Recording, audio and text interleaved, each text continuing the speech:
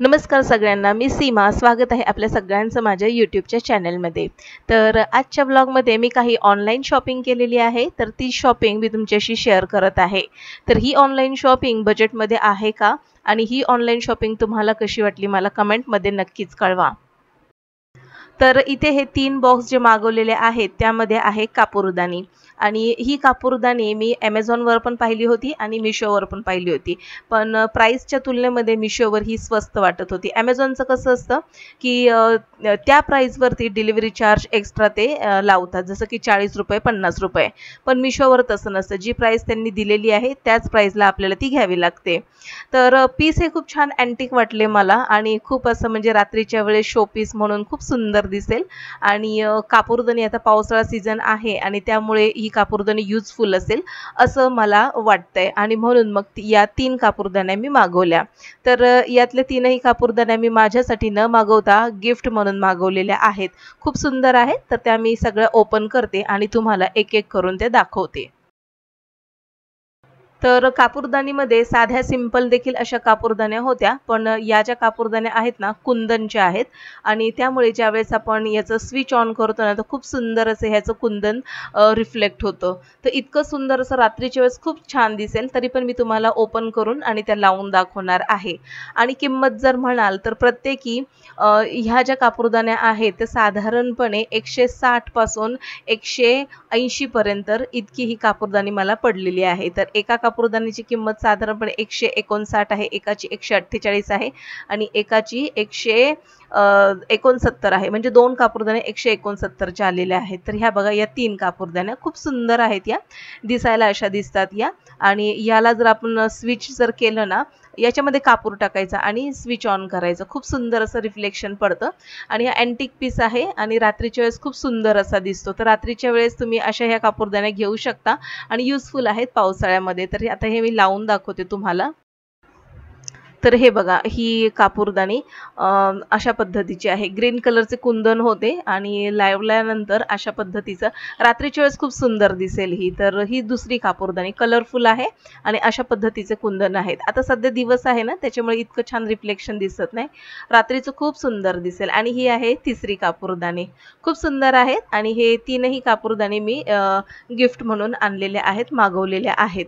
तर याचं एक प्रिकॉशन असं घ्यायचं की यातील जर कापूर संपला ना म्हणजे जळून पूर्ण गेला ना की ह्याचं जे लाईटीचं स्विच आहे ना ते पूर्णपणे बंद करायचं.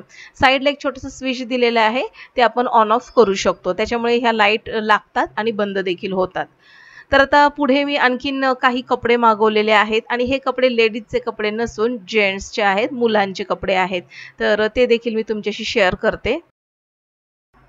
तर आता हे बघा हे सगळे ना कुर्ता पायजामा आहेत आणि हे सगळे कुर्ते पायजामे मी गिफ्ट म्हणून मुलांना देण्यासाठी आणलेले आहेत, मागवलेले आहेत. कारण की आता ही जी मुलं आहेत तर 3-4 वर्षांनीच येतात आणि मग म्हणून काहीतरी त्यांना घ्यावं, तर म्हणून मी हे कुर्ते घेतलेले आहेत. तसं बघायला गेलं ना त्यांना कपड्यांचं इतकं अट्रॅक्शन नाही आहे, पण तरी देखील असं वाटलं की काहीतरी घ्यावं म्हणून.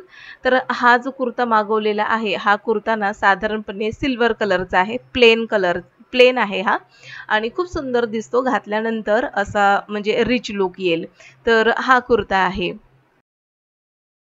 तर कुर्त्यामध्ये ना वेगवेगळ्या पॅटर्नचे मी कुर्ते मागवलेले आहे. प्लेन शेडमध्ये मागवलेला आहे, त्याच्यानंतर प्रिंटेडमध्ये मागवलेले आहे, लखनवीमध्ये मागवलेला आहे. तर तशा पद्धतीचे वेगवेगळ्या साईजनुसार वेगवेगळे कुर्ते पायजामे मी मागवलेले आहेत.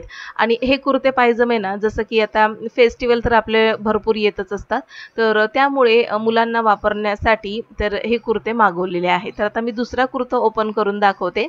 आता हे जे कुर्ते आहेत ना प्रिंटेड आहेत, पण याचं जे मटेरियल म्हणाल ना म्हणजे 3ही कुर्ते जे मुलांचे आहेत तर ते ना सिल्क पॅटर्नमध्ये आहेत आणि छान असं सिल्क आहे प्रिंटेडमध्ये. एक सिल्क आहे तो जो मगाशी ओपन केलेला तो सिल्वरमध्ये आहे पण प्लेन आहे आणि हा जो सिल्क आहे तर तो साधारणपणे प्रिंटेडमध्ये आहे. खूप सुंदर कलर आहे याचा देखील. साधारणपणे मस्टर्ड येलो कलर किंवा साधारणपणे मँगो शेड असतो ना मँगो कलर, तर तशा शेडमध्ये हा प्रिंटेड कुर्ता आहे. जवळून देखील दाखवते मी.